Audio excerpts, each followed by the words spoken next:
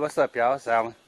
Hey, I was gonna do a quick product review, I guess you will, on an angle grinder, a 4.5-inch angle grinder, and I just got another one because I burnt my other one up, and I'm out here working on this part 2 of this barbecue pit I was doing.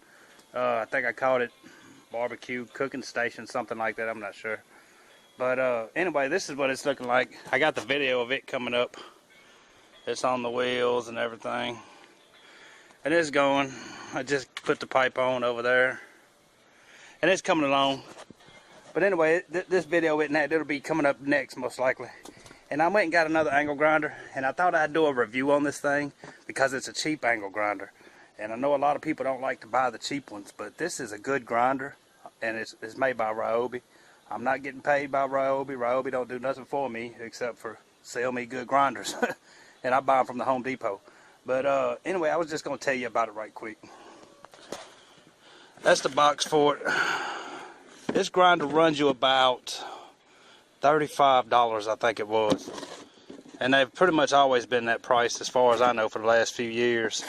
And that's the grinder right there. I've got the handle. It does have a handle for it. I've got it laying around somewhere. I don't always put them on.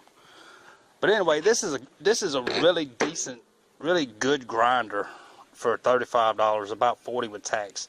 When Makita and DeWalt, they all cost you around about $80, $90, maybe more, maybe over 100. But this is a really good grinder. And a couple good things about it is this grip on it. This little pistol grip kind of deal, handle grip, whatever it is. I love that thing on there.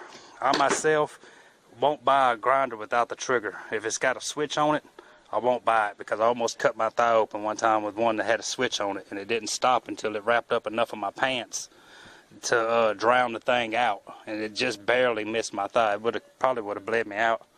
But if it don't have a trigger, I won't buy it. And this has a trigger on it. It has the little stop button where you can keep it running, even though I don't use those. This is the older version. It was blue. I don't know why they changed to green. I don't know, because this was only a year or so ago before they changed it to green. I don't know if anything else changed or not. As far as I know, it didn't. The handle will rotate. I don't find a lot of use for that, but it will. The guard will rotate. The only problems I've ever had with these things is this right here. The brushes are inside these screws. The brushes seem to burn up kind of quick. Now, that's not a major problem, because when they do burn up, I found a website, and I can't recall the website. If somebody needs to know it, I'll look it up. Alright, I had to start over. My phone ran out of memory. But anyway, like I was saying, these brushes, they're not a huge problem. They look just like this. And I found a website, and I can mention it to somebody if they need it. I just have to go remember the name of it. That sells them, and they're about $8 for the pair, I think. And all you have to do is that screw head in there. All you have to do is take that thing out, and that brush pops right out of there. That's what it looks like when it's open. I can't remember what I did with the brushes or the head of this, the screw head right there. But they pop right out, and it's not a major problem.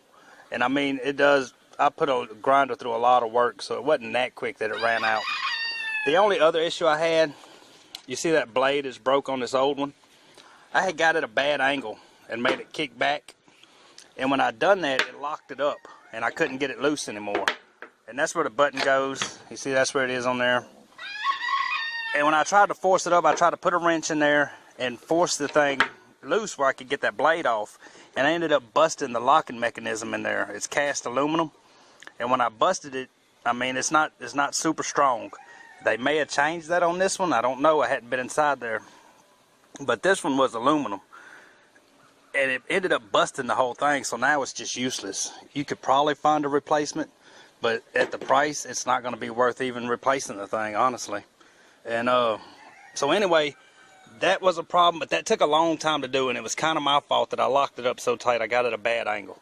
But other than that, man, if you're looking for a good cheap grinder, it also comes with a little blade, a little grinding disc, and that's actually a fairly decent disc.